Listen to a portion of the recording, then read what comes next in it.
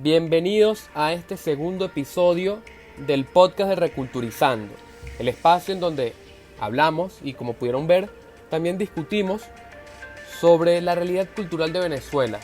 En esta ocasión seguimos los mismos y parece que nos vamos a quedar Ernesto Rosillón y mi persona Gabriel Plana. Antes de continuar, Claro que sí.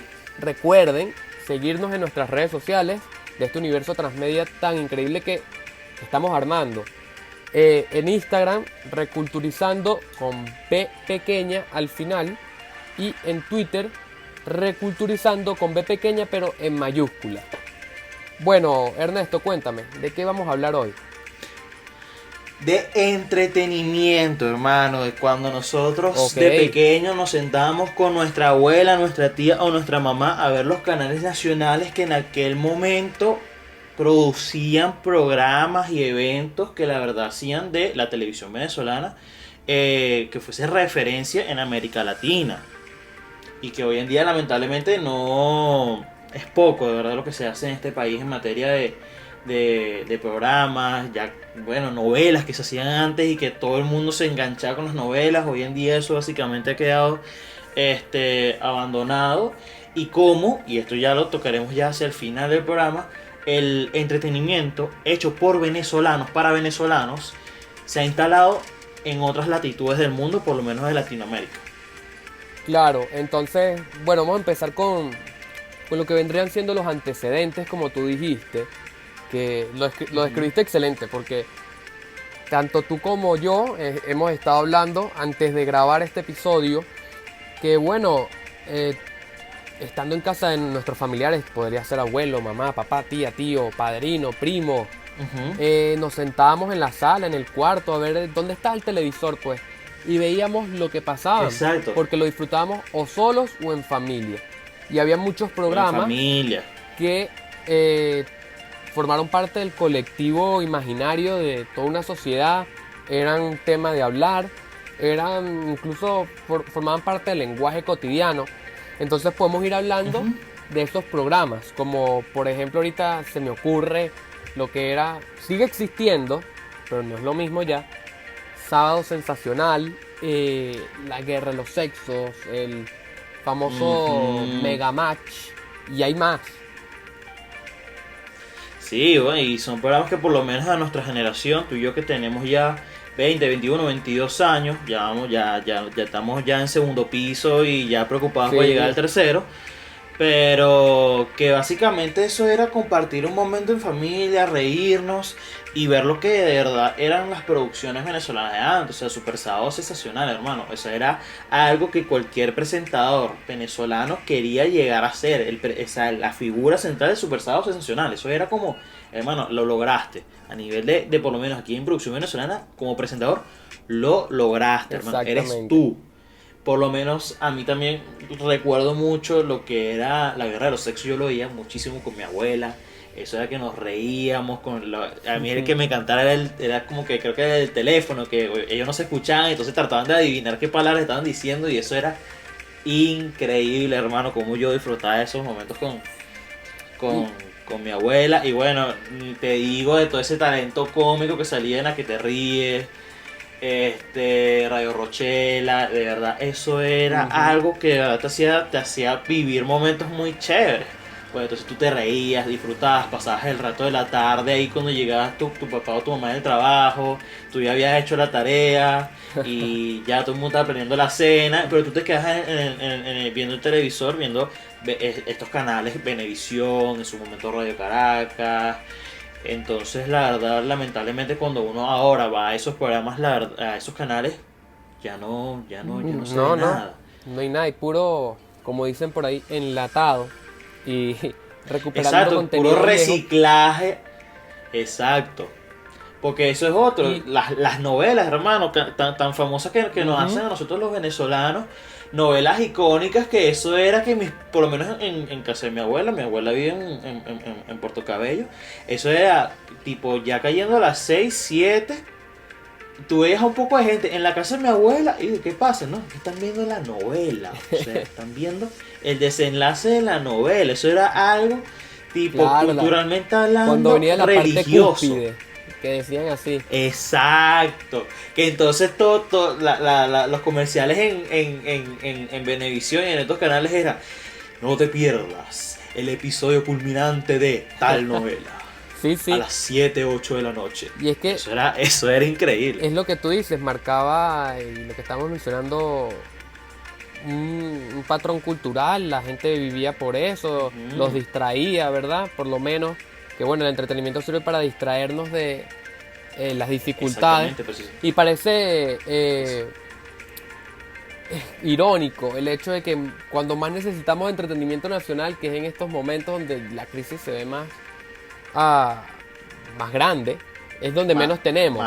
Pero tú estabas diciendo algo con lo de la guerra de los sexos y también los programas de comedia, y yo analizándolo, es que bueno, en esos momentos, por ejemplo, en la guerra de los sexos llevaban a actores, músicos, tanto venezolanos, que eran la gran mayoría, como a veces uno que otro invitado de otro país.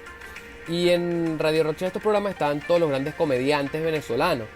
Entonces, estos programas también reflejaban el gran momento que estaba atravesando Venezuela a nivel de entretenimiento, porque todos eran actorazos, los comediantes eran los mejores comediantes, y estábamos como en nuestra cúspide. Estaba en nuestro prime, hermano. En nuestro mejor momento. Totalmente. Y ver cómo eso, bueno, ya hablando como ya de ese decaimiento, porque no es que fue de un día para otro que decayó, es que no, eso fue progresivamente. Fue cuando ya grandes personajes del mundo del entretenimiento empezaron a desligarse del entretenimiento en Venezuela. Como por ejemplo lo que estamos mencionando. Y migraron. De el gran Daniel Sarcos, que era como, wow, el Jimmy Fallon de Venezuela. Entonces... sí, un personaje súper icónico en nuestros canales de producción venezolana. Totalmente. Todo el mundo recuerda, esa es una cara que todo el mundo recuerda de su infancia. Claro, claro. Y después, bueno, lo fueron sustituyendo. Me acuerdo que estaba, que si el Chacal, estaba Leonardo Villalobos, que no estaban tan mal, pero bueno, ahí se empezó a notar ese decaimiento y también se vio en el mundo de la comedia, porque antes estaba primero la Radio Rochela, que era como el mejor programa de todos. También estaba luego teníamos a los teníamos a los 1001 personajes de Emilio Lovera en televisión, o sea, unos personajes sumamente icónicos. Claro, y entonces después viene Radio Rochela, A que te ríes, que ya empezó como el decaimiento, pero estaban bien. Que también mostraban como que ahorita tú lo ves otra vez A que te ríes y dices, coño, esto está medio sospechoso, los chistes están sospechosos, ¿verdad? Tan faltos, tan faltos. Están ahorita culturalmente súper mal. Y luego, en esa misma etapa estaba, por ejemplo, en Televen lo que vendría siendo Chatein TV, que formó esta camada de grandes comediantes que ya no están. Ya no están en el país. Ya no están. Fueron la nueva generación. Igual que las grandes personalidades que mencionamos, Daniel Sarcos, si no me equivoco, está en México. Está en México. Está en República Dominicana. O sea, el talento ha migrado, por lo menos a nivel de entretenimiento, ha migrado muchísimo. La verdad, lo que era básicamente nuestro disfrute frente a un televisor. Y sobre todo hablando de lo que hemos venido conversando de la cultura, pero también como de repente este sistema que tenemos hoy en día político ha venido haciendo mella en el entretenimiento venezolano, no solo en su decaimiento de su calidad, sino absorbiendo de alguna manera dentro de su círculo a grandes personalidades que en algún momento fueron muy queridas y que, bueno, por los motivos que hemos mencionado antes, como por ejemplo con los deportistas, lamentablemente se han convertido en enemigos públicos básicamente. Y bueno, podemos mencionar el caso de Winston Vallenilla, que cuando él estaba en la guerra de los sexos era un personaje sumamente querido de la televisión venezolana. O sea, Winston Vallenilla, tú lo veías, tú decías, qué divertido es Winston, qué chévere es Winston, las mujeres, qué guapo es Winston. Entonces, de verdad, era un personaje muy querido por la televisión venezolana, pero, e incluso vamos a recordar lo que fue el lamentable cierre de Radio Caracas Televisión, ahí estaba Winston. Total.